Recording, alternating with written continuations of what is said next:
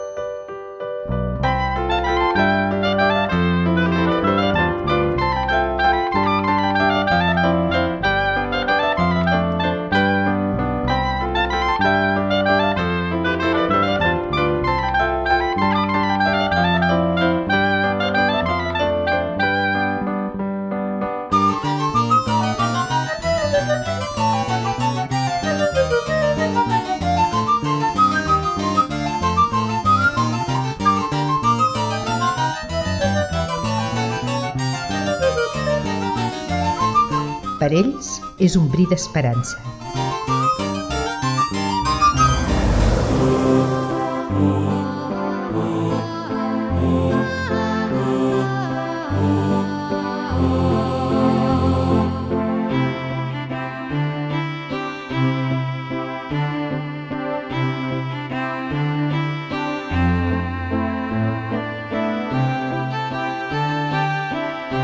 L'Associació Catalana de les Neurofibromatosis recull taps per vendre'ls i invertir els diners en recerca.